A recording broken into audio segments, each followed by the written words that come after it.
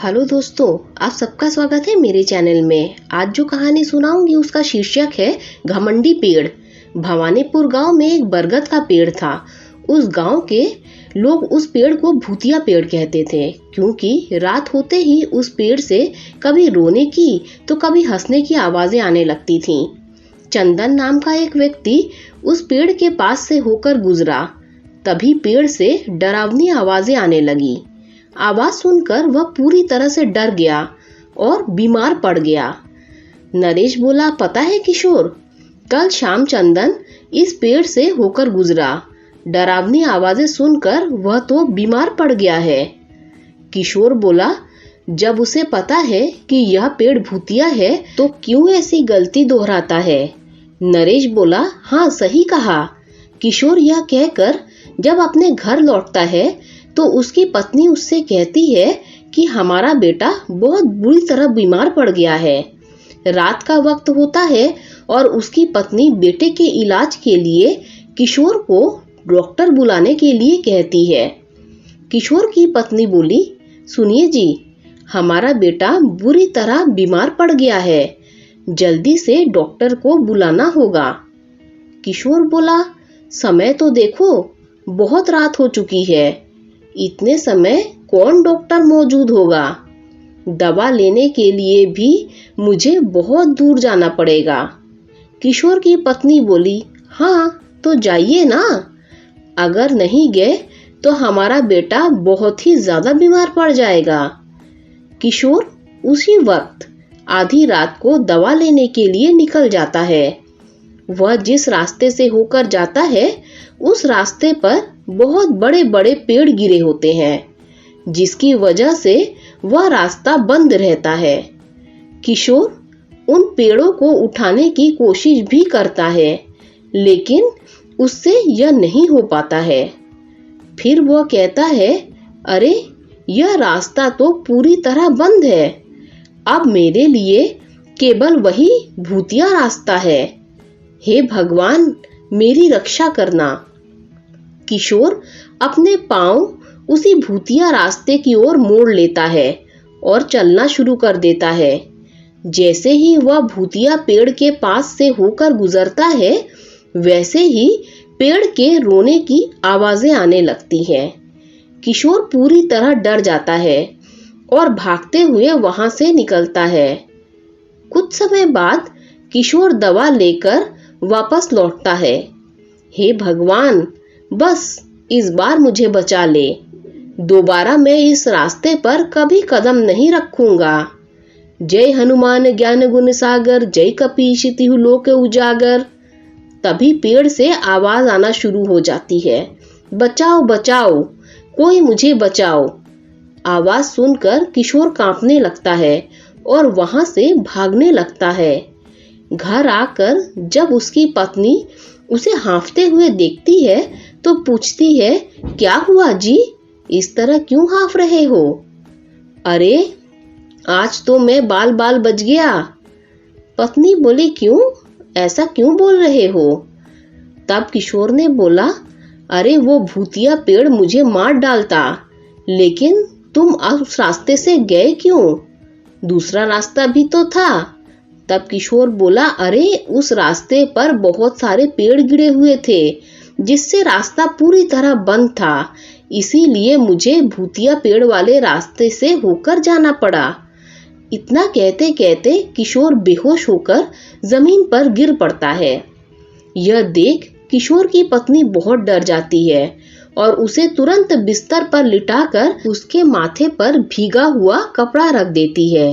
किशोर बहुत बुरी तरह डर गया था और इसीलिए बीमार हो जाता है। लगभग एक हफ्ते बाद किशोर पहले की तरह स्वस्थ हो जाता है और गांव के लोगों को अपने साथ हुई सारी घटना बताता है। गांव के लोग यह सुनकर पहले से भी ज्यादा डर जाते हैं और उस रास्ते से आना जाना बंद कर देते हैं। उसी गांव में देवदास नाम का एक व्यक्ति रहता था। उस गांव में वह पहले कपड़े की दुकान करता था। आसपास के गांव के कपड़े की दुकान न होने के कारण गांव और आसपास के लोग उसी की दुकान पर आते थे, जिससे देवदास काफी व्यस्त रहता था। इसीलिए उसने छोटू नाम के एक लड़के को अपनी दुकान पर रख लिया था, जो उसके काम में हाथ बटाता था। सुन बे छोटू, यह सभी कपड़े जो अभी ग्राहक को दिखाए थे, वह सभी पहले की तरह रख दे। छोटू बोला, जी मालिक। यह कहकर अपने काम में लग जाता है और देवदास खाना खाने के लिए अपनी दुकान से घर के लिए रवाना हो जाता है।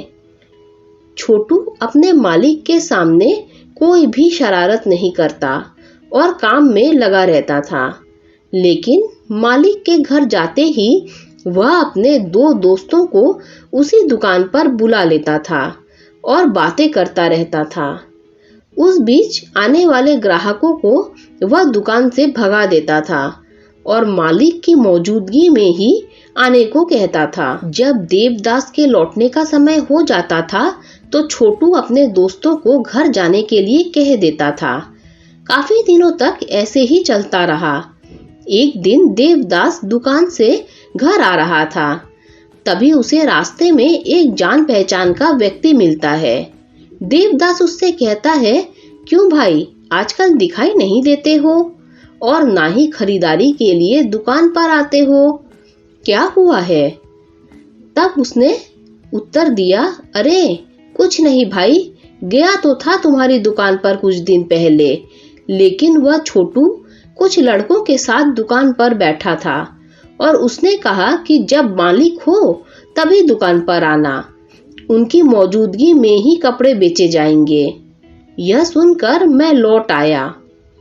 तब देवदास बोला, अच्छा, लेकिन मैंने तो ऐसा कुछ भी नहीं कहा है और दुकान पर तो वह अकेला ही रहता है।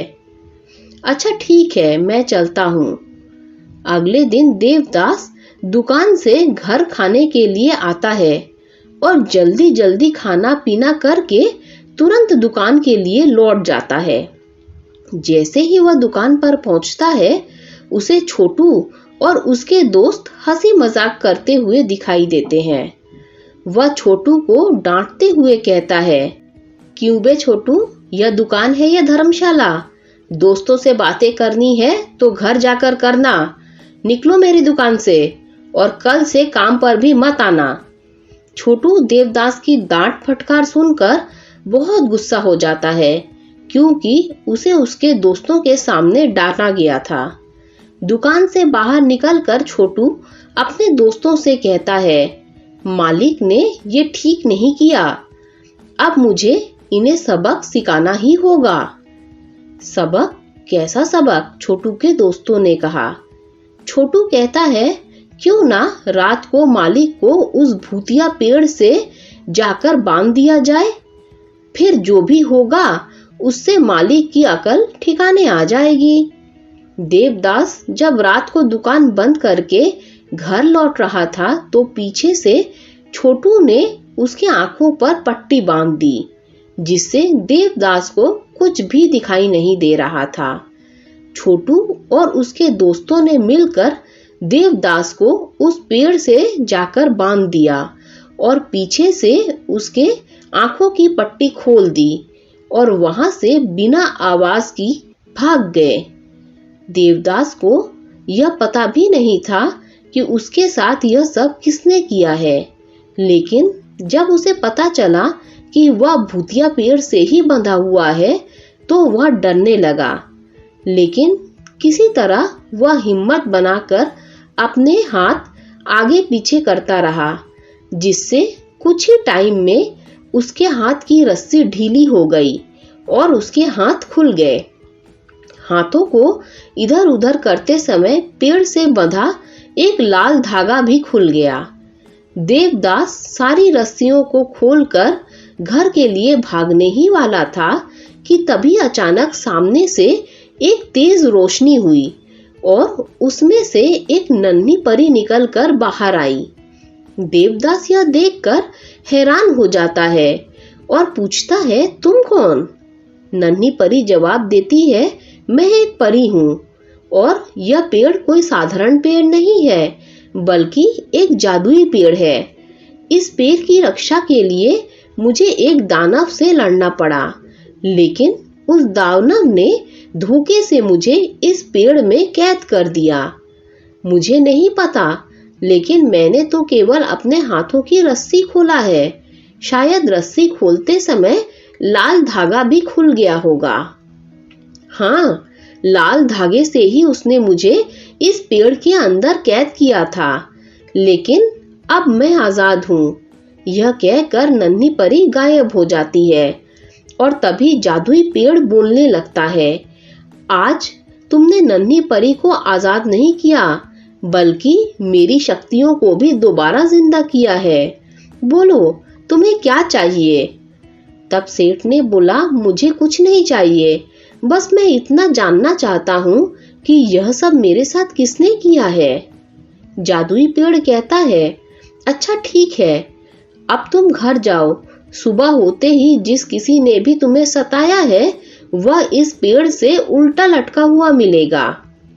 देवदास घर जाता है और रात को जादुई पेड़ अपनी शक्तियों से उन तीनों को अपने पास बुलाता है और उल्टा करके पेड़ से लटका देता है। देवदास जब सुबह होते ही पेड़ के पास जाता है तो उसे छोटू और उसके बाकी दो दोस्त पेड़ से उल्टा लटके हुए दिखाई देते हैं। देवदास कहता है, अच्छा तो वह तुम थे, अब मैं तुम्हें सबक सिखाऊंगा। देवदास पुलिस को बुलाता है और उन तीनों शैतान बच्चों को उनके हवाले सौंप देता है। जादुई पेड़ से नन्ही परी आजाद हो चुकी थी, इसीलिए अब वह पेड़ किसी भी तरह की रोने या हंसने की आवाज नहीं आती थी, जिससे धीरे धीरे गांव के लोग उस रास्ते से आना जाना शुरू कर देते हैं और रात को भी बिना डर उस रास्ते से आते जाते रहते हैं।